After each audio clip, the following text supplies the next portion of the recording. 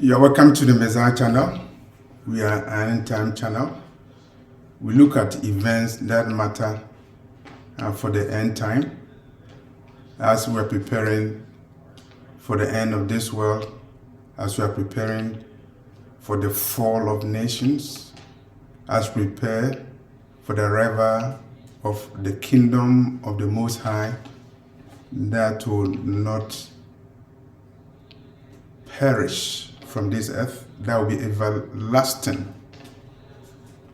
And well, focus of our discussion today is on America, United States.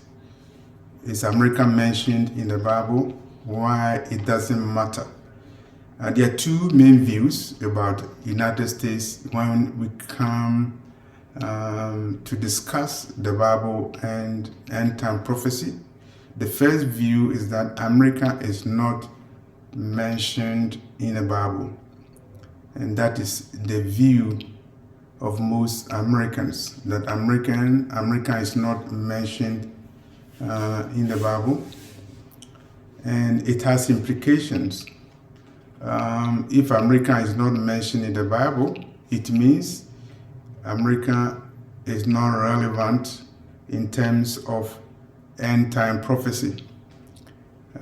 Nations are relevant and they are mentioned in the Bible. Egypt is mentioned in the Bible. The occurrence of Egypt in the Bible is 607 according to research that I did. Ethiopia is mentioned so many times in the Bible. Libya is mentioned. Persia is mentioned in the Bible. But the United States is not explicitly mentioned in the Bible. So that is the view of most American Bible scholars. And the second view is that America is mentioned in the Bible, implicitly is mentioned in the Bible. And those people believe that America is the Egypt spoken of in the Bible, particularly when we talk about Deuteronomy chapter 28, verse 68, when the Lord told Moses that the Hebrews will be taken into Egypt again in ships, and they will be sold as slaves. And so that line of thinking is there, and a lot of African Americans who are Hebrews, they conclude that the United States is the Egypt spoken of in the Bible. And they also say that America is the Babylon spoken of in the Bible. Two chapters of the Bible speak about Babylon, chapter 17 and chapter 18 of the Bible. The prophet Jeremiah also talks about Babylon, talks about the daughter of Chaldees, and it is prophesied that in the end times the Hebrews will reside in the daughter of Chaldees, which people conclude to be the United States. And so regardless of the thinking, whether America is in the Bible or America is not in the Bible, most people conclude that America will be destroyed. And for those people who say America is not in the Bible, their conclusion is that America is not in the Bible because America will have been destroyed before the major events in the Bible comes in, particularly the future invasion of Israel by the Ezekiel powers, as recorded in the book of Ezekiel chapter 37 and 38. There are some American nationalists who conclude that America will live forever. And they say that America is too big to fall. And if I'm correct, a president of America said that the government of the people, by the people and for the people, shall not perish from the earth. And so the founding fathers of America, they believe that America will live forever. And I think they are right. America will live forever because they said on the dollar bill, in God we trust. And if you trust God, it means you will live forever. So I agree with the Americans who say they will live forever because in their currency they trust in the Lord. They trust in the Lord to the point that they can digress from the commandments of God. They can disobey God with impunity and they will live forever because they trust God. And for those who believe that America will live forever, they are living in a fool's paradise. For those, the president who said, government of the people, by the people and for the people shall not perish from the earth. If he were alive, he should be asked to see the video of the event surrounding January 6, 2020 insurrection. And that was an attempt to topple the government, constitutional government of the United States. Is America mentioned in the Bible? When we're answering that question, personally, I believe that America is mentioned in the Bible, and America is prophesied to decline. And I base my comment on Genesis chapter 15, verse 13 to 14, where the Lord told Abraham that his descendants will be afflicted by a nation for 400 years, and after that, God himself will judge the nation. The history of the Hebrews is said that God blesses them, and when they disobey him, he also causes them to be scattered. And God being merciful, he always redeems them. And so his children, the Hebrews, they disobeyed him, and God caused them to be scattered. And they were scattered to all the four corners of the earth.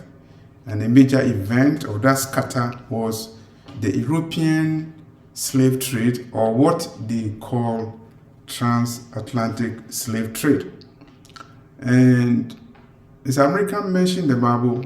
It doesn't matter whether it is explicitly mentioned in the Bible or it is not mentioned in the Bible explicitly, because there's a decree about America, and the decree is that America will fall, America will be destroyed, and we see the evidence of America declining to the point of it being destroyed. So we are looking at three aspects of it, from military, from cultural, and also from the economic angles.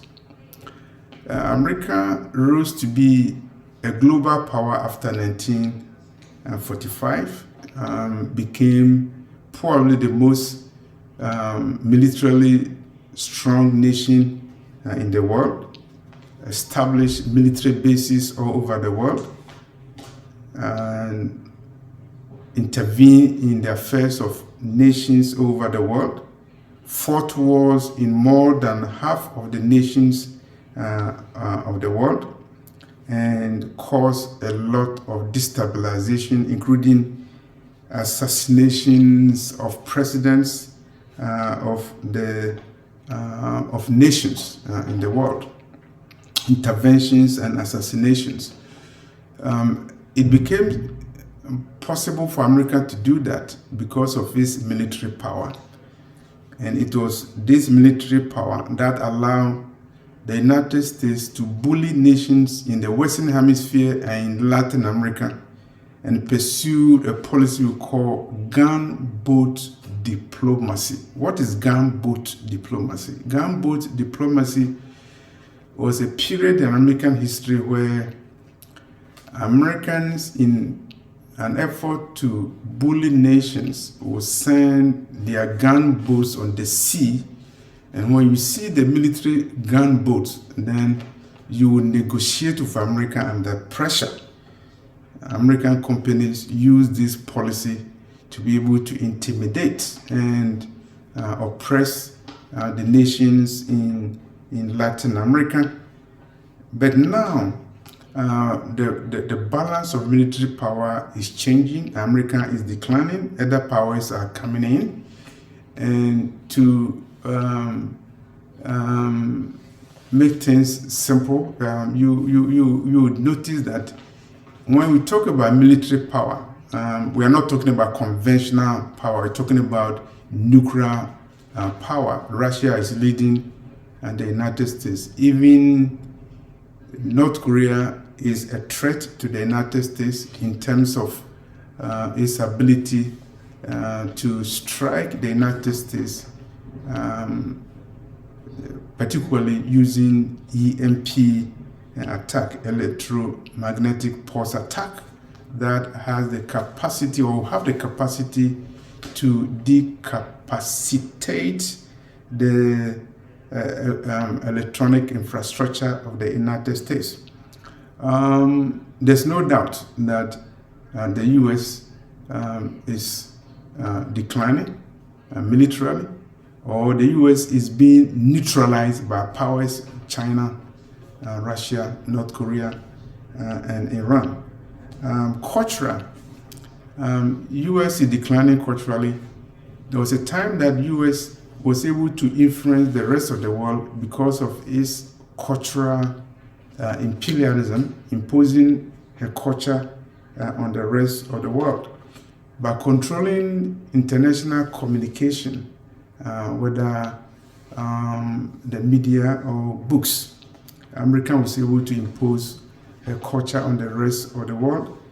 But now the revolution has come, and we have the internet explosion, and as a result, America's monopoly over knowledge and information is being neutralized, and even classified information about America are being put on the internet.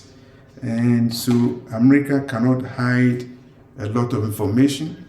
Gone are the days when America was able to use its power of propaganda to impose her culture and will on nations. But now things are changing. A critical example is the recent attempt by United States to impose her culture on the world, the culture of LGBT, I would say the alphabet culture.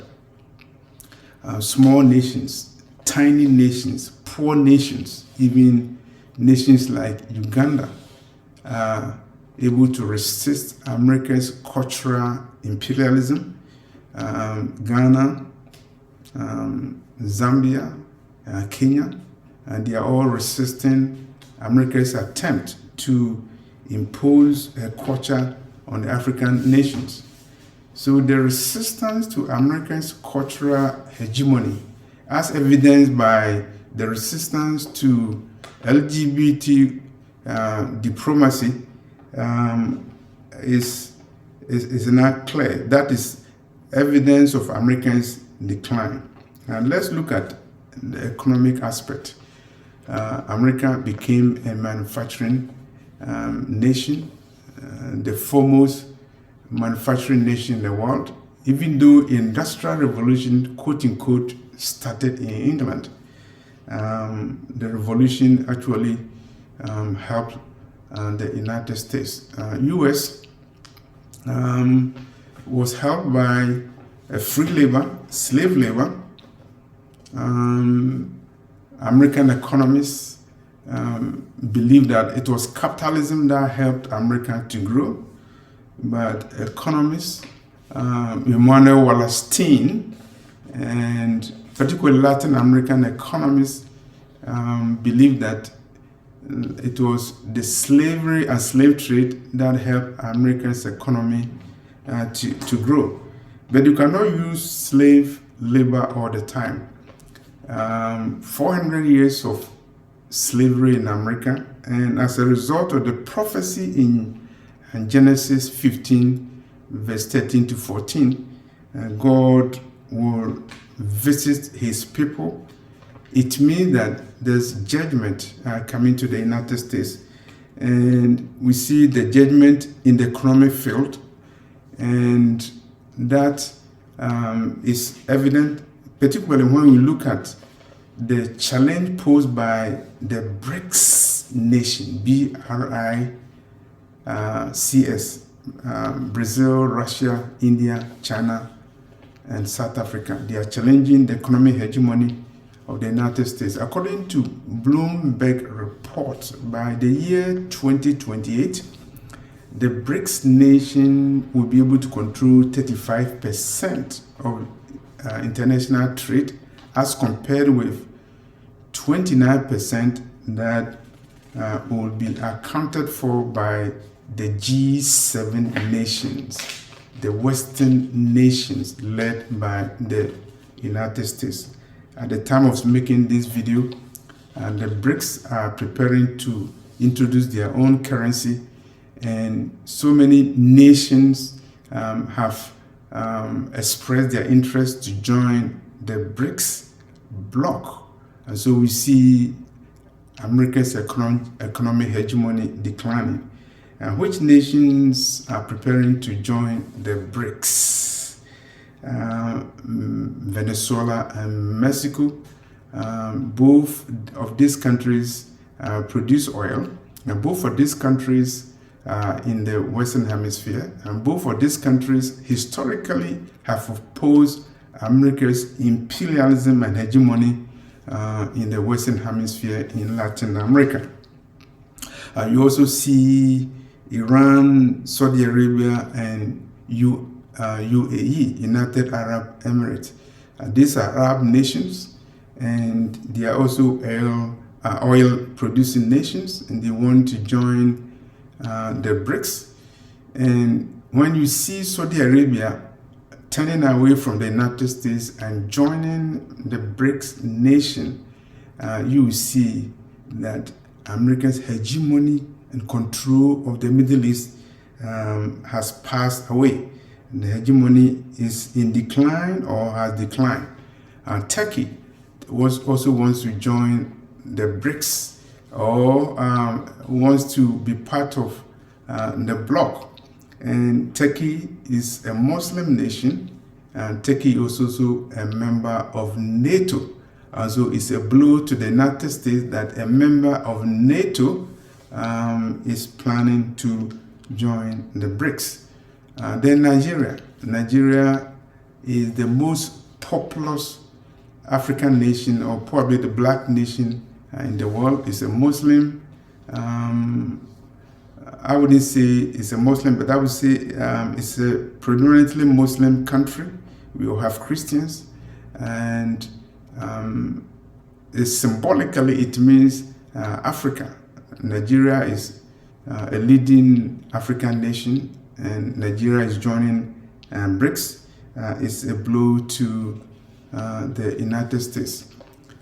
So the issue is this: whether America is mentioned in the Bible or America is not mentioned in the Bible, the conclusion is that America as a nation will be under judgment.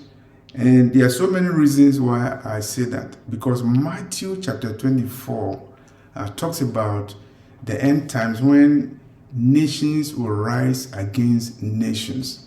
And now we see the BRICS nations rising against America's hegemony and trying to impose a new world order, which will not be controlled from Washington, but will be controlled from Beijing, will be controlled from Moscow. And it is evidence of Bible prophecy coming true, and nations rising against nations, and American hegemony is being challenged, and economically America is declined. The dollar is no longer a preferred currency, and when you dethrone United States dollar, you dethrone the United States itself. And you also see clear that Daniel 2:44 prophecy is also coming true. Nations will rise and fall, and all nations will crash. All nations will fall to give way to the kingdom of the Messiah that is coming. And at the time when the last trumpet of heaven has sounded, when you see America declining, I will tell you that there will be no room for a second chance for America to revive, to America to resuscitate itself. When America falls, it will not rise again, because the final trumpet of heaven has sounded, as revealed to me in a vision that I received on August 27, 2013.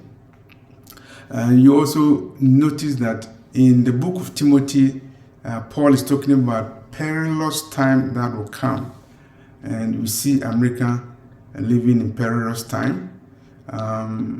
Perilous times, not time, but times. Homicide is on the increase. Assaults, murder, drug addiction, pornography. America is in debt, social security debt, Medicaid debt, a lot of debt owed to China, and these are causing economic distress. And we see banks are falling in the United States. And so in short, in military terms, in cultural terms, in economic terms, America is falling. It is not a question of whether America will fall. It's a question of when America will fall. And so whether America is mentioned in the Bible or America is not mentioned in the Bible, the conclusion is that America, the last empire, the last bastion of quote-unquote democracy, will fall for the kingdom of the Messiah to take place. America will fall consistent with the prophecies about America, whether you look at it as the new Egypt that will be destroyed as God told Abraham, whether you consider America as the Babylon that will be destroyed as the Revelation spoke to Apostle John, or whether it's America that will be attacked by Russia as revealed to me in a vision that I had, when in that vision I saw Russia preparing to attack United States in 30 minutes time. So in conclusion, is America mentioned in the Bible? Whether it's mentioned in the Bible, whether America is not mentioned in the Bible, it doesn't matter, because America will definitely fall. Thank you for listening to this message.